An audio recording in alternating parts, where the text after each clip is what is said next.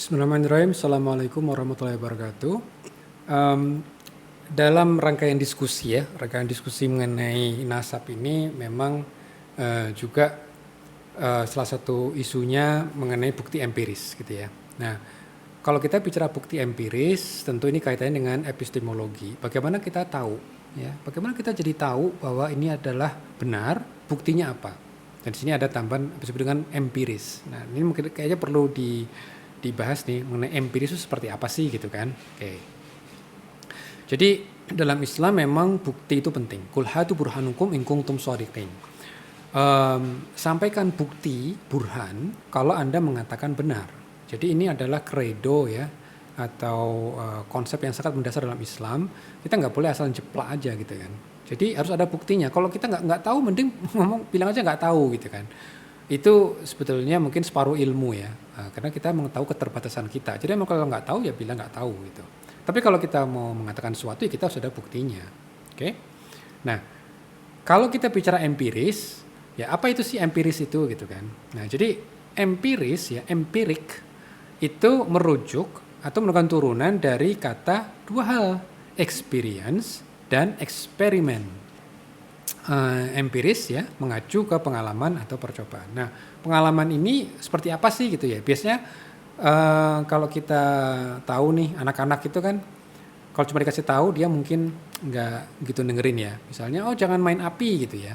Nah, dia kalau hanya maklumat aja dia nggak gitu percaya gitu kan. Sampai dia akhirnya betul-betul bermain api dan kepanasan. Nah, pengalaman itu seperti salah satunya. Apa yang disebut dengan mungkin indrawi gitu ya.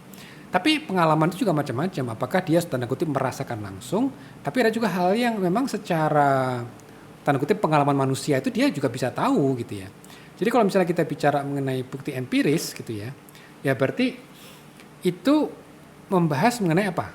Ya, jadi kalau secara definisinya ya, jadi adalah suatu upaya untuk mendapatkan informasi secara langsung maupun tidak langsung, baik secara observasi atau percobaan yang bisa mengkonfirmasi atau bisa menolak ya suatu teori saintifik. Oke. Jadi singkatnya apa?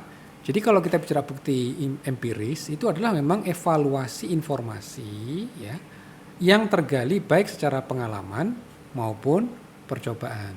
Nah, cuma kalau kita bicara pengalaman ya, pertama yang mengenai pengalaman itu tidak harus pengalaman yang kita lakukan sendiri, masing-masing sendiri. Pengalaman ini adalah pengalaman manusia secara kolektif dalam menyikapi informasi. Jadi jangan mengatakan Pak Ahmad sudah meneliti sendiri nggak gitu ya. Nggak harus, saya nggak harus meneliti sendiri semuanya gitu ya, enggak. Kan kita ada namanya penelitian secara kolektif gitu ya. Ilmu secara kolektif, yang bisa didapat secara kolektif. Jadi pengalaman ini juga pengalaman kolektif kita sebagai manusia. Nah, itulah keunggulannya manusia. Manusia itu kan memang walaupun kita semua punya akal, tapi kan berdasarkan mungkin pengalaman tertentu, bagaimana lingkungan tumbuh kembang kita, bagaimana paparan kita, bagaimana mungkin secara genetik itu kan memang ada tingkat kecerdasan yang agak berbeda gitu ya. Ya, tidak sama semua, tidak semua kita kayak Einstein misalnya seperti gitu ya. Tidak semua itu kayak Alhazen, tidak semua kayak Ibnu Rushdi. Walaupun nama saya juga mirip seperti Ibnu Rushdi ya. Nama kedua dari nama saya. Yaitu mungkin doa dari orang tua. Nah, cuma kan tidak semua orang secerdas Ibnu Rushdi gitu kan. Ada biasa-biasa biasa-biasa aja gitu kan. Nah, tapi karena kita bisa mentransfer informasi itu gitu ya. Jadi kita tidak harus mengalaminya sendiri, itu konsepnya. Ya, kalau kita bicara mengenai pengalaman manusia, itu bukan berarti harus pengalaman yang di indera sendiri gitu ya.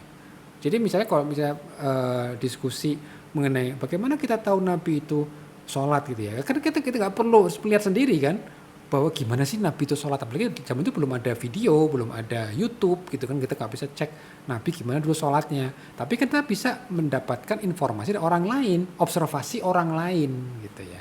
Oke. Nah, jadi itu episode dengan pengalaman. Jadi kalau kita bicara pengalaman manusia, nah manusia biasanya sudah bisa saling menerima hal yang udah aksiomatik, yang sudah bisa diterima secara akal. bahwa hal itu akan benar kalau ada sumber yang independen. Nah, jadi kalau informasinya independen, artinya dari orang-orang yang tidak saling kenal, tapi semua mengatakan hal yang sama, pengalaman kita mengatakan itu biasanya benar, gitu ya kan. Jadi itu sebabnya kita, makanya jurnalistik itu kan selalu mengkonfirmasi kan dari orang yang independen gitu kan, apakah mereka semua mengatakan hal yang sama. Lalu kita juga tahu konsep sebab akibat. Nah, sebab akibat itu misalnya yang sudah kita pahami, yang namanya sebab itu harus mendahului, harus pertama kali muncul, lalu baru muncul akibat. Jadi nggak ada ceritanya akibat itu muncul duluan dari sebab. Jadi sebab itu harus mendahului akibat. Ini juga dari pengalaman manusia, ya, dari kita sejak manusia diciptakan, ya, sejak manusia itu dimulai, itu udah diterima. Lalu kita juga paham mengenai logis apa enggak gitu ya. Dari sisi waktu, apakah ini visible apa tidak gitu ya. Jadi ini semua pengalaman manusia. Tapi ada juga yang pengalaman manusia itu mungkin kurang pembuktiannya masih bisa lebih dibuktikan secara lebih objektif tanda kutip ya. Jadi memang ada kalimat objektif sama subjektif gitu kan. Sebetulnya kalau kita bicara subjektif itu memang ada bias dari yang melaporkan, dari yang meneliti itu atau yang menerima informasi, itu subjektif gitu kan. Tapi kalau misalnya hal yang sama diakui oleh banyak orang secara independen, tentu tidak lagi menjadi subjektif. Nah, makanya kan pengalaman manusia tadi itu kan bisa melihat bahwa apakah dari satu sumber atau dari sumber yang banyak gitu ya. Oke. Nah, memang kalau kita bicara percobaan itu kontribusi yang luar biasa dari ilmuwan muslim gitu ya. Atau bisa jadi ilmuwan Arab atau bahkan orang non-muslim yang hidup di zaman kejayaan peradaban Islam dulu gitu ya. Ibnu Sina itu dia sudah memberikan gambaran bagaimana sih uji klinis untuk membuktikan herbal ini manjur apa tidak. Nah, itu Ibnu Sina punya tuh aturan-aturan uji klinisnya. Ibnu Haytham Al-Hazan, bapak dari optik. Ya, dia itu juga menggunakan eksperimen. Jadi karena dulu ya orang Yunani kuno itu berpikir bahwa melihat itu karena kita mengeluarkan semacam cahaya. Jadi teori emisi gitu. Jadi kita mengeluarkan cahaya untuk bisa melihat objek. Nah, Ibnu Hazan ya, Ibnu Haytham atau Al-Hazan di barat itu melakukan eksperimen. Kalau ternyata memang kita melihat karena kita mengeluarkan cahaya, berarti kalau misalnya kita membelakangi objek yang kita lihat, tentu kita tidak bisa melihat. Tapi Al-Hazan atau Ibn Haytham membuktikan dengan eksperimennya bahwa dia bisa membelakangi objek itu dan dia bisa melihat objeknya. Nah, jadi ini yang kamera yang pertama kali ya yang dia gunakan. Dia bisa membuktikan bahwa kita melihat itu karena pantulan cahaya, bukan kita mengeluarkan cahaya. Gitu ya. Nah, itu adalah suatu bentuk eksperimen. Nah, kalau kita bicara mengenai ontologi seperti Candi Prambanan, betul nggak Candi Prambanan itu dibuat dalam satu hari semalam, gitu kan? Nah, di sini jadi pertanyaan. Kita pengalaman manusia itu kan kita bisa memverifikasi sumber informasinya itu bisa diverifikasi apa tidak. Nah, benar apa tidak sumber informasinya. Lalu bagaimana rantai informasinya? Siapa saja yang menyampaikan? Lalu kontennya logis apa tidak, gitu ya. Nah, dalam hal ini tentu legenda berbeda sekali dengan wahyu, gitu ya. Nah, makanya dalam satu buku ya, John Walbridge itu menulis buku God and Logic in Islam. Jadi Islam itu penuh dengan intelektualitas, gitu ya. Makanya disebutkan the Caliphate of Reason. Jadi akal di sini digunakan untuk serving, ya, untuk membantu manusia memahami sebetulnya apa yang Allah inginkan dari kita, gitu ya. Oke, jadi misalnya dalam buku itu disebutkan ada namanya pengetahuan empiris. Ya. Nah, pengetahuan empiris itu yang digunakan oleh para ulama, terutama ulama hadis, ya, scholars yang mendalami mengenai hadis. Karena seperti halnya tadi legenda Candi Prambanan, ya, atau perintah sholat ala Nabi, itu kan sama-sama di masa lalu, gitu kan. Tapi para ulama itu bisa mempunyai cara, apakah informasi sholatnya Nabi ini seperti ini, gitu. Itu kan berdasarkan dari rantai riwayat gitu. Nah, jadi memang kita punya dua macam sumber hukum kan, Al-Qur'an dan Sunnah gitu kan. Nah, kalau Al-Qur'an udah jelas karena di situ dinarasikan rantai periwayatannya itu multiple ya, sehingga tidak mungkin mereka yang independen ini bersekongkol dalam suatu kejahatan. Makanya Al-Qur'an itu solid sekali gitu ya. Jadi dalam transmisinya itu tawatur. Jadi banyak sekali rantai yang independen. Oke. Nah, kalau kita nanti bicara mengenai perintah sholat atau dalam hal-hal terkait syariat gitu ya, memang ada hal-hal yang disampaikan oleh Nabi. Jadi pertanyaannya, betul nggak Nabi itu mengatakan ini? Kan gitu. Nah, makanya para ulama itu berusaha mengklasifikasikan atau menginvestigasi rantai periwayatannya itu. Lalu bagaimana mengenai kasus nasab? Ya, kasus nasab, kira-kira ada bukti empirisnya enggak?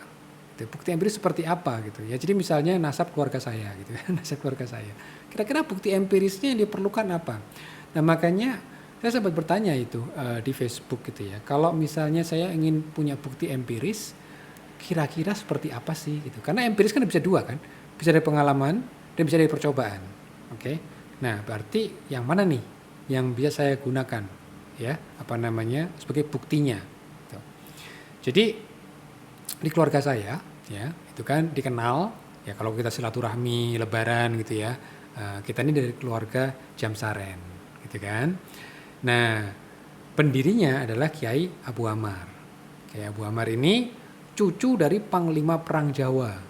Nah, jadi pertanyaannya, Pak Ahmad ini bisa nyambung nggak ke Panglima Perang Jawa gitu, ya kan?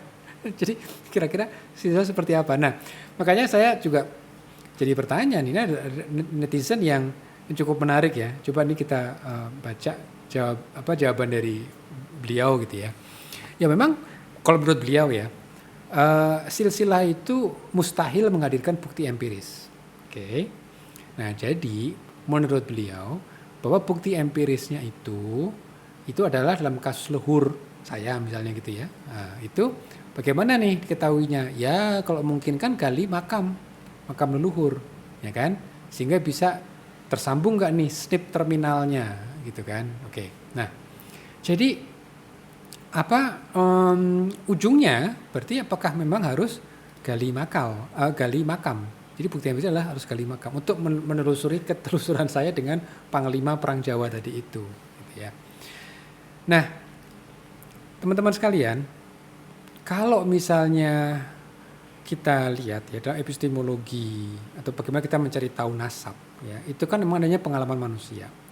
Pengalaman manusia itu kalau kita bicara silsilah, bagaimana sih yang paling mudah? Yang paling mudah emang bertanya, lalu kita bisa menganalisis jawaban itu. Karena apa? Kita bisa melihat, oke, ya paling mudah saya bertanya, apakah betul nih saya dari Bani Jamsaren misalnya gitu kan? Saya bisa bertanya, kakeknya ayah saya siapa? Oke, tentu. Kita bertanya juga kan, ayah saya siapa? Kan saya nggak ngecek DNA ayah saya kan. Lalu saya harus ngecek pada kakek saya, kakeknya kakek, sampai nanti ke yang Jamsaren, yang Abu Ammar, lalu sampai ke nanti dari apakah benar beliau cucu dari Panglima Perang Jawa tadi itu gitu kan. Nah, sebetulnya bertanya itu juga bukan sekedar bertanya aja. Kita kan juga akhirnya memikirkan logis enggak gitu, ya kan? Lalu apakah emang memungkinkan apa tidak gitu. Lalu justru yang juga menarik adalah sampai perlu nggak gali makam dan tes DNA leluhur saya gitu. Nah, jadi memang di sini kaitannya perlu nggak perlu itu terkait dengan aksiologi. Sebetulnya kemanfaatannya apa, ya kan? Apakah misalnya untuk menentukan keaslian klaim saya bahwa ini keturunan dari Panglima Jawa, ya apakah itu sangat-sangat penting buat saya, gitu kan? Atau sebetulnya dari si aksiologi itu ketika misalnya ada orang ngaku-ngaku, gitu kan? Ngaku-ngaku bahwa dia adalah keturunan dari Panglima Jawa itu, gitu. Nah, sebetulnya sebelum ada tes DNA yang paling mudah kan tinggal ditanya aja. Ditanya silsilah kamu seperti apa. Lalu kita akan bandingkan dengan catatan keluarga. Sederhana itu sebetulnya. Ya, jadi bahkan saya bisa dites betul nggak nih Ahmad Utomo nyambung ke ya, yang Jamsaren, yang Abu Ammar tuh seperti apa silsilahnya, betul tersambung apa tidak gitu kan? Ya tinggal ditanya. Dan teman-teman juga jangan lupa ya, mungkin mayoritas teman-teman menulis nggak silsilahnya. Kebetulan kalau saya sih tidak punya satu tabel yang bisa dipampang oleh seluruh anggota keluarga besar gitu ya. Inilah silsilahnya. Memang kita masih working in progress sih gitu kan. Tapi mungkin buat sebagian keluarga tidak menuliskannya. Hanya sekedar ini dari transmisi oral. Nah, jadi transmisi oral itu juga jangan disepelekan. Karena itu kan diulang-ulang ketika kita bertemu dalam silaturahmi bahwa inilah silsilah kita gitu, dan bisa jadi bisa ditulis atau tidak ditulis. Nah nanti kalau misalnya ada orang mengklaim bahwa dia juga ikut-ikutan cucu dari Panglima Perang Jawa dan dia juga melalui jalur Eyang Abu Ammar, ya kita tinggal tanya aja gitu kan ya, syukur kalau mereka juga ada bukunya gitu ya. Nah jadi artinya apa?